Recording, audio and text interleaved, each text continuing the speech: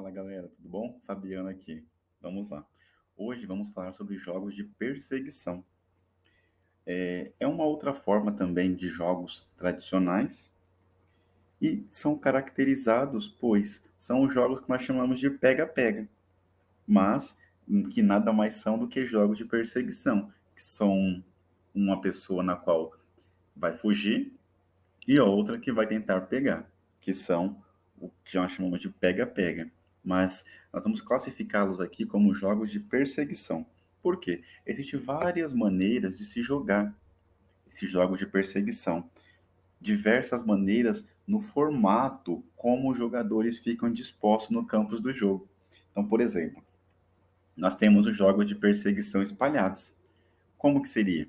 Os jogadores ficam espalhados no campo aonde nós iremos praticar. Vamos dar um exemplo numa aula de educação física.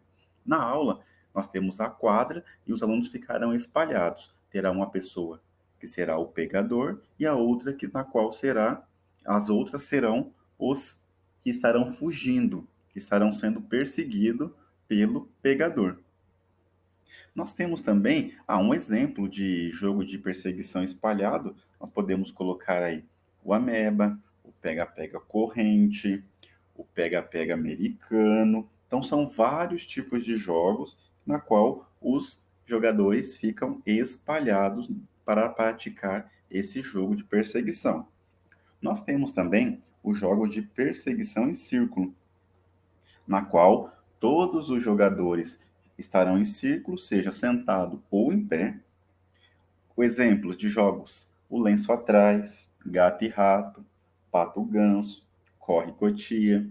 Então são os exemplos de jogos de perseguição em círculo. Nós temos também os jogos de perseguição de travessia, na qual os jogadores terão de atravessar de um local para o outro para não serem pegos pelo pegador. Exemplo: a mãe da rua colorida, mãe da rua do disco, abriu a porteira dos animais, pique-bandeira. Temos também os jogos de perseguição de esconder. Então, quais seriam esses jogos? Então, esconde-esconde, esconde-esconde ao contrário, balança caixão, bate-lata. Nesses jogos de esconder, as pessoas se escondem e o pegador vai procurá-las para tentar capturá-las.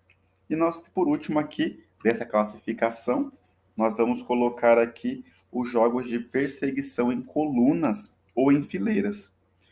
Quais seriam esses jogos? Uns exemplos: Rio, Rua e Avenida, Último da Coluna, Mocinhos da Europa e Corre-Corre.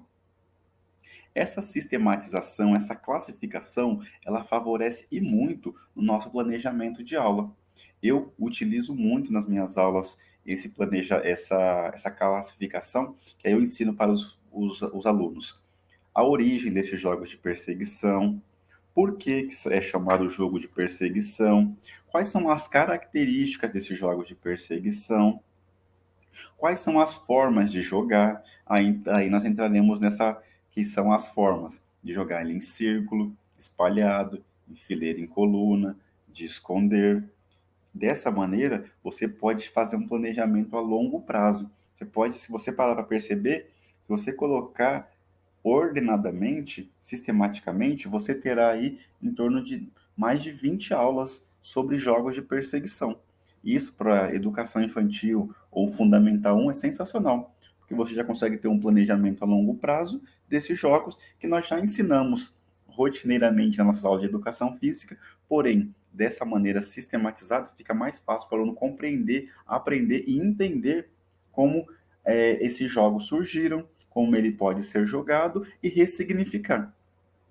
É muito importante nas nossas aulas de educação física nós possamos abrir, deixar uma oportunidade para que nossos alunos possam ressignificar esses jogos. O que seria? Eles possam recriá-los, criar novas regras, novas formas de jogar.